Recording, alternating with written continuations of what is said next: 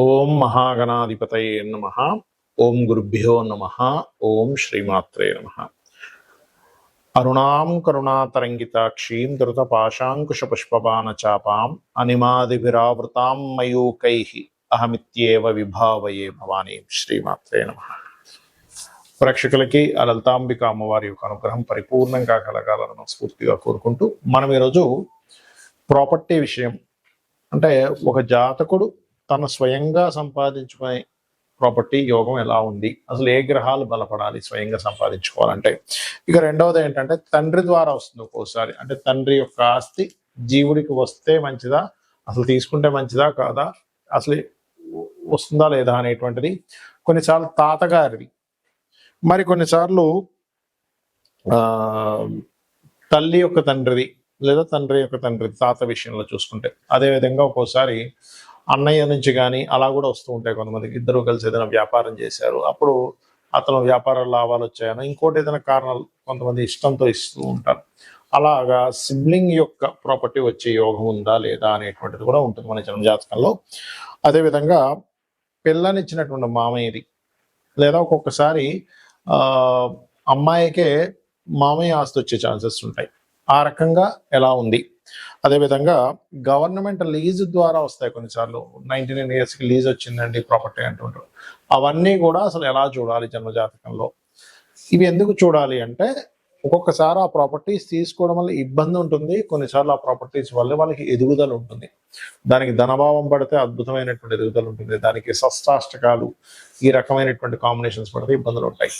ఒక్కొక్క లగ్నానికి ఆ లగ్నరీత్యా వాళ్ళకి ఏ అధిపతి అవుతాడు, దాని పరంగా వాళ్ళు ఎలా చూసుకోవాలి, ఉందా లేదా అని ఎలా కనుక్కోవాలి అనేటువంటి విషయాలు చెప్తుంది నేనైనప్పటికీ కూడా చెప్పిస్తుంది సాక్షాత్ లలిత అమ్మవారిగా భావిస్తూ ఒక్కొక్క లగ్నం గురించి మనం తెలుసుకుందాం.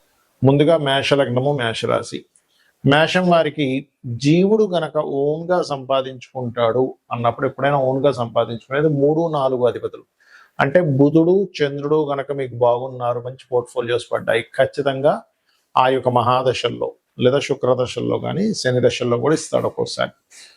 అయితే శని దశల కంటే కూడా గురువు శుక్రదశల్లో ఎక్కువగా ఛాన్సెస్ ఉంటాయి. గురు దశ శుక్రదశల్లో, గురువు అంతర్దశ శుక్ర అంతర్దశల్లో దానికి గోచారం రావడం, ఓన్గా సంపాదించుకుంటాడంట. అంటే ఈ కాంబినేషన్ చూడాలి, చూస్తే ఎవరి మీద ఆధారపడకుండా చక్కగా సంపాదించుకుంటాడు.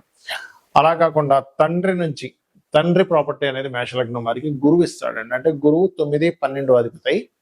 ఆ తండ్రి ప్రాపర్టీ గురువు చంద్ర సంబంధాలు కలిగి ఉండడం, లేదా తండ్రికి పోర్ట్ఫోలియో వహించినటువంటి 12th, 8th కానీ 4th కానీ కనెక్టివిటీస్ వచ్చినప్పుడు కూడా అది తాతగారి నుంచి తండ్రికి వచ్చి, తండ్రి నుంచి ఇతనికి వచ్చే ఛాన్సెస్ ఉంటాయి.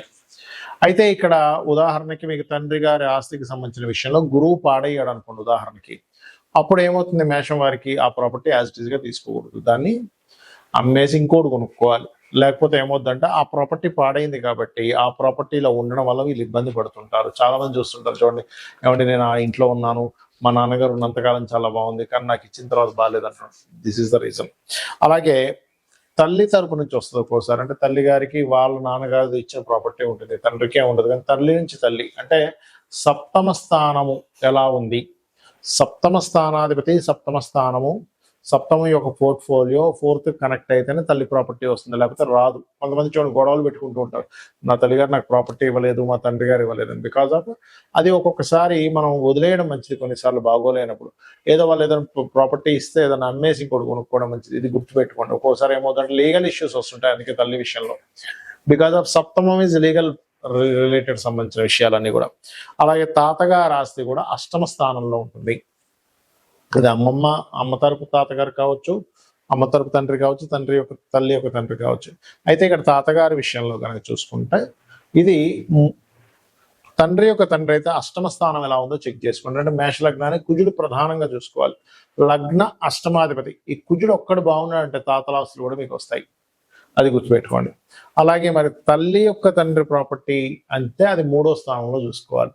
ఎందుకంటే తల్లి స్థానం 4వ స్థానము, తల్లి యొక్క తండ్రి అనేది 12వ స్థానంలో ఉంటే అక్కడ నుంచి 4వ స్థానం అనేది మనకి 3వ స్థానం అవుతుంది. కాబట్టి 3వ స్థానం బాగుంది, అప్పుడు మదర్ సైడ్ నుంచి రావడం జరుగుతుంది. అంటే ఏమిటి, బుధుడు బాగుండాలి మీకు, గుర్తుపెట్టుకోండి. అలాగే మనకి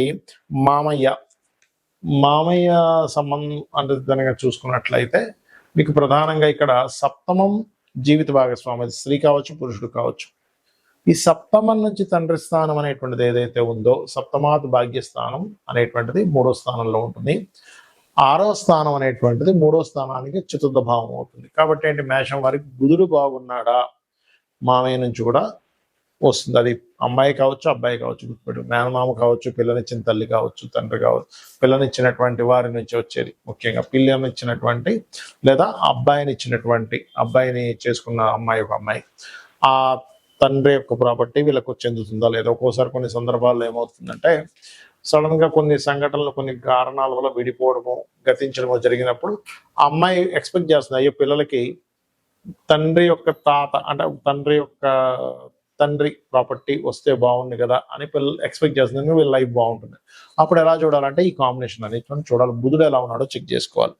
ఇక సిబ్లింగ్స్ నుంచి అంటే 3వ భావం అండి, 3వ స్థానాధిపతి మరియు 6వ స్థానాధిపతి బాగుండి మీ 4వ స్థానానికి సంబంధాలు కనుక వచ్చినట్లయితే సిబ్లింగ్స్ కూడా వస్తుంది. అలాగే గవర్నమెంట్ లీజెస్ ద్వారా వస్తుందా అన్నప్పుడు, గవర్నమెంట్ లీజ్ అనేది ఇప్పుడు సన్ బాగుంటాడు వాళ్ళకి, అంటే సన్ ద్వారా, sun is government, sun and moon కారకుడు గవర్నమెంట్, 9th హౌస్ బాగుండాలి, 8th హౌస్ బాగుండాలి, ఇట్లాంటివి ఉన్నప్పుడు ఆ మహాదశలు వచ్చినప్పుడు మీకు ఖచ్చితంగా గవర్నమెంట్ లీజ్కి చూడండి, మనం స్టూడియోస్ వాళ్ళు, పెద్ద పెద్ద హాస్పిటల్స్ వాళ్ళు చూపిస్తారు, పెద్ద పెద్ద కంపెనీస్ వారు.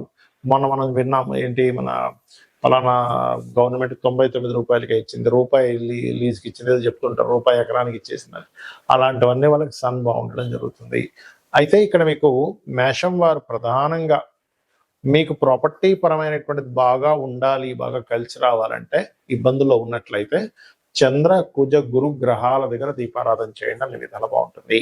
ఈ ప్రాపర్టీ విషయంలో సొంతంగా కొనుక్కోవడం ఒక ఎత్తు, మీ బంధువర్గం నుంచి రావడం అంటే తాత, తండ్రి, మామయ్య, అన్నదమ్ములు, గవర్నమెంట్ నుంచి రావడం ఒక ఎత్తు. అయితే ఎప్పుడు కొనుక్కోవాలి, ఇది చాలా ముఖ్యమైనటువంటి విషయం. ఎప్పుడైనా ఏదైనా ప్రాపర్టీ కొనుక్కోవాలన్నప్పుడు ఎప్పుడు కొనుక్కోవాలి అంటే, మీ జన్మ జాతకంలో సొంతంగా కొనుక్కునేటప్పుడు 4వ స్థానం గుర్తుపెట్టుకోండి. 4వ స్థానము లేదా కుజుడు, భూములు కొనుక్కోవాలన్నప్పుడు కుజుడు దగ్గర కానీ బుధుడు దగ్గర కానీ గుడ్ ట్రాన్సిట్ ఉండాలి. చాలా మంది ఏమంటే మేము కొనుక్కున్నామండి కానీ చాలా ఇబ్బందులు పడ్డామంటారు. ఎందుకు కారణం ఏంటంటే 4వ స్థానానికి ఎక్కడా సరైన కనెక్టివిటీ లేదు. ఇది కేవలం మీరు కొనుక్కోవడానికి. మరి మీ తండ్రి నుంచి వస్తుంది. 12వ స్థానానికి సరైన గోచారం లేదా మహాదశలు బాగుండాలి, లేదా తాతగారు ఆస్తి తీసుకుంటున్నారు, అప్పుడేమిటి, 8వ స్థానం బాగుండాలి. ఆ టైంలో మీరు కొనుక్కునేటప్పుడు గోచారం బాగుండాలి. చాలా మంది తాతగారు ఆస్తి తీసుకున్నామండి అమ్మేశామండి అంటారు, తండ్రి గారు ఆస్తి ఇచ్చారు కానీ అమ్మేశామంటారు. కారణం ఏమిటి అంటే ఆ యొక్క ప్రాపర్టీని ఇచ్చేటువంటి గ్రహాల యొక్క స్థితి గతులు సరిగ్గా లేవు అనేటువంటిది మనం అర్థం చేసుకోవాలి. ఇక అప్పుడు గోచారం బాగుంది, ఖచ్చితంగా తీసుకోవచ్చు. అయితే ఇందులో మీకు కనుక తాతగారు ఆస్తి కానీ తండ్రి గారు ఆస్తికి కానీ వచ్చిన తర్వాత ఇబ్బందులు ఉన్నాయన్నప్పుడు ఖచ్చితంగా మీరు ప్రాపర్టీని యాజ్ ఇట్ ఈస్గా అమ్మేసి ఇంకో ప్రాపర్టీ కొనుక్కోండి. యాజ్ ఇట్ ఈస్గా వాళ్ళు సంపాదించినటువంటి ఆ ప్రాపర్టీ ప్లేస్లో యాజ్ ఇట్ ఈస్గా మీరు ఉండకూడదు. లేదా రెంట్కి ఇచ్చేసి, ఇప్పట్లో అమ్మలేమన్నప్పుడు దాన్ని రెంట్కి ఇచ్చేసి ఇంకో దగ్గర ఉండడం అయినా మంచిది. ఇక అదేవిధంగా బాగోపోతే అమ్మేయాలని చెప్పాను. మరొక విషయం ఏంటంటే ఇక్కడ మరి ఎప్పుడు కొనకూడదు అంటే కేతు సంబంధం లేదా పాపగ్రహం గనక, నేను ఇంతకుముందు నేను చెప్పినటువంటి భావములు అంటే ఏ కాంబినేషన్స్ వల్ల ఎవరి నుంచి ప్రాపర్టీ వస్తుంది లేదా సొంతంగా కొనుక్కుంటారని చెప్పని అక్కడ గనక పాపగ్రహ సంబంధాలు ఉన్నా, ముఖ్యంగా కేతు సంబంధం కనుక వస్తే ఆ టైంలో మీరు కొనడం కానీ, ఇంకా ఎందుకంటే ఆ టైంలో అమ్మే టైం నడుస్తుంటుంది మీకు. కొంతమంది ఈ ప్రాపర్టీ అమ్ముదాం అనుకుంటారు, కేతు సంబంధం వచ్చినప్పుడు ఖచ్చితంగా అమ్మేస్తారు. కేతుతో పాటు గురు సంబంధం కూడా వస్తే మంచి రేటుకి అమ్ముతారు. ఇట్లా ఉంటుంది అనమాట. అలాగే సిమ్టమ్స్ ఏమిటి, మీరు అనిపించవచ్చు ఏమంటే నాకు ఈ ప్రాపర్టీ పనికి వస్తుందని నాకు ఎట్లా అర్థం అవ్వాలి. ఎలా అంటే ఇప్పుడు మనం ఒక ప్రాపర్టీ కొనేటప్పుడు కూడా మనకు తెలుస్తుందండి. ఆ ప్రాపర్టీ దగ్గర కొనడానికి వెళ్ళినప్పుడు ఏవో మనకు తెలియకుండా కొన్ని నెగటివ్, అంటే ఏదో గొడవ జరగడమను, లేకపోతే అక్కడికి వెళ్ళేటప్పుడు సంథింగ్ మన లైఫ్లో జరిగేటువంటి అనీజీనెస్లు కొన్ని జరుగుతూ ఉంటాయి. కారు ఆగిపోవడం, మనం రాంగ్ రూట్లో వెళ్ళిపోవడం, మనం అక్కడికి వెళ్ళాల్సిన ఇంకో దగ్గరికి వెళ్ళిపోవడం, మనం రాంగ్గా చూపించి, లేకపోతే అప్పుడే ఏదైనా దుర్వార్తలు వినడం, ఇవన్నీ కూడా మీరు కొనేటప్పుడు ప్రకృతి మీకు అందించేటువంటి ఒక సిమ్టమ్ అనమాట. అంటే అదొక చెప్తూ ఉంటుంది ప్రకృతి మనకి, ముందుగా సందేశాన్ని ఇస్తూ ఉంటుంది, మనకు సందేహం వస్తుంది ఆ టైంలో. అయితే ఇక్కడ మీరు ఇది మీరు ఓన్గా కొనుక్కునే విషయంలోనే ఈ యొక్క ఇది తెలుస్తూ ఉంటుంది. లేదా ఆ పలానా తాతగారో, మామయ్యో, అమ్మమ్మో, నానమ్మో, సిబ్లింగ్స్ సంబంధించిన ఇంట్లోకి వెళ్ళినప్పటి నుంచి మీకు బాగోలేదు అంటే మీరు అర్థం చేసుకోవాల్సింది ఇక్కడ 2 విషయాలు చూసుకోవాలి. ఒకటి, మీకు మహాదశ, అంతర్దశలు ఏమైనా ఇబ్బందినిచ్చేటువంటిది ఉందా? అది ముందుగా చెక్ చేసుకోవాలి మీరు. ఇక రెండవ విషయం ఏంటంటే, ఆ ఇంట్లో వాస్తు దోషం అని ఉండడం వల్ల వచ్చిందా? ఒక్కొక్కసారి మీకు అది కలిసొచ్చే, మీకు తండ్రి వల్లో, తాత వల్లో యోగం ఉన్నప్పటికీ వాస్తు దోషం వల్లో మీకు మహాదశ, అంతర్దశల్లో బాగోకపోవడం వల్ల వస్తుంది.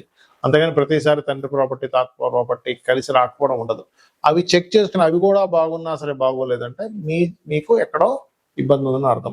కొంతమందికి జాతకాలు ఉండవు. జాతకాలు లేనప్పుడు వీలైనంత మటుకు అక్కడికి వెళ్ళినప్పటి నుంచి ఇబ్బంది వస్తుంది అన్నప్పుడు దాన్ని రెంట్కి ఇచ్చి ఇంకో దగ్గరికి వెళ్ళడం మంచిది, లేదా అమ్మేసి ఇంకోటి కొనుక్కోవడం మంచిది.